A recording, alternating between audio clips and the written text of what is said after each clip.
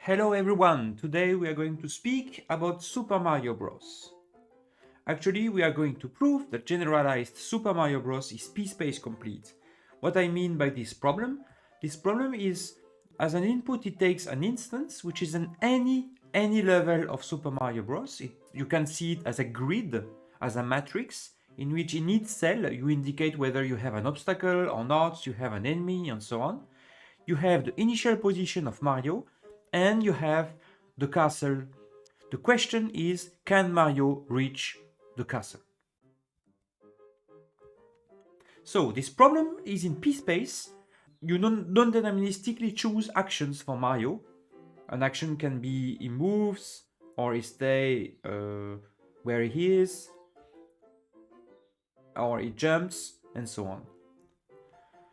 So you get a non-deterministic algorithm in polynomial space to check whether Mario can reach the castle. So we proved that generalized Super Mario Bros. Is in NP space. And actually, by Savage theorem, NP space equals P space. Now let us prove that it's P space hard. For that, we rely on the problem TQBF, the true quantified binary formula problem. So the instance is a quantified binary formula. For instance, there exists P1 for all Q2, there exists P3 such that P1 and not Q2 or P3. So by there exists P1, I mean there exists a value, a Boolean value for P1, such that for all Boolean values of Q2, there exists a Boolean value of P3, such that P1 holds and not Q2 or P3. And the question is that formula true? And this problem is PSPACE complete. So what we are going to do, we are going to reduce TQBF to the generalized version of Super Mario Bros. That is to say, to each quantified binary formula, we are going to compute a Super Mario Bros. Level such that the formula is true if and only if Mario can reach the castle in that particular level. And also that construction is in polynomial time. So this intuitively means that generalized Super Mario Bros. Is harder than TQBF. So here is the general shape of the level. Mario starts at the top left corner and he has to reach the castle which is just below him, but he cannot reach it directly. He has to enter the different gadgets that you see on the picture. So there is a gadget for each quantifier. There exists P1 for all Q1 and so on. And you have a gadget for closes. So Mario starts entering the first gadget and choose a value for P1. So we will explain later how it's going on to do that. Then he enters the second gadget and puts Q1 to false. And later on it will also check the value Q1 to true. Then once he has passed all the quantifier's gadgets, he will enter into the closes and verify that all closes are indeed true. Then he comes back to the last for all gadgets and switch the value of QK to true. And again, he will pass through all the close gadgets to verify that the closes are true.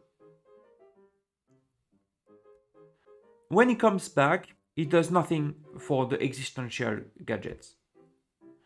And so on and so forth. Mario is going to check all the different possibilities and to check that the formula is indeed true. And actually, the formula is true if only if Mario can reach the castle. Actually, in each close gadget, we will put a mechanism of kind of barriers where Mario is, by default, he is stuck, right? And it works as follows. When Mario enters the first gadget and decides to put P1 to true, actually he will remove the barriers that are labeled by P1. And then later on, Mario can pass through the closed gadgets. So in the previous picture, you had two kind of lines, straight lines and arrows. So by straight line, I mean that Mario can go and go back. And when you have an arrow, it can go, but it cannot go back. Okay. So the first one is simulated by just a standard platform. Or if you want, you can also add platforms so that Mario can go up or down. And for the arrow, you just put a cliff so that Mario cannot go up anymore. Now, how does the barrier work? So actually, when the barrier is here, Mario is stuck. Okay, and this is simulated on in the middle of the screen. You have Mario that if he goes here and you have an enemy, actually he will die. So this mimics the fact that the barrier is indeed here. So how do we open a barrier?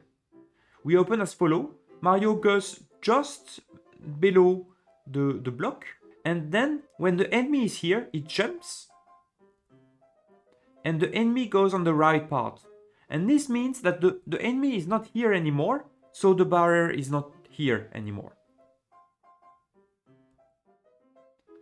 And now you look, Mario can traverse. How do we close a barrier? Actually, the mechanism is similar. The enemy is on the other side, and Mario will jump to put the enemy on the left part of the screen, and thus the barrier comes back again. So as we already said, a closed gadget consists in different barriers, and actually Mario will be able to pass if only if one of the literals has been made true. For the existential gadget, actually Mario will decide whether he opens the PI gates or the not PI gates. Now here he decided to open the PI, thus making PI true. When he comes back, he just closes all the barriers. He puts them back.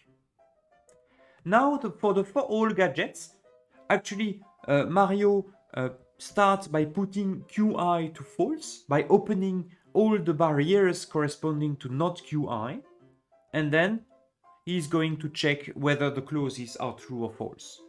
Fortunately, all the clauses are true. He decided to close all the not QI, but it's not finished. Now Mario has to put QI to true, so he cannot leave the gadget. If he leaves, Mario will be stuck because there is a barrier. So he has to go and open the QI barrier, making QI true, and then saying that actually yes, we checked all values for QI. And then he will check the clauses. Fortunately, the clauses are true, so he can now leave, say that actually for later on, this gadget is again reset. So we close the barrier and we say that QI is not true anymore. For all this construction, actually we also have to deal with crossings, and for that we introduce this gadget. So Mario can go left to right in the crossing, like this. He can go also up to down. So in the level it's depicted as right to left, like this. But as you see, he cannot cheat. He cannot go like this. He's stuck. So this gadget simulates a crossing. That's it. Thank you for listening. Bye bye.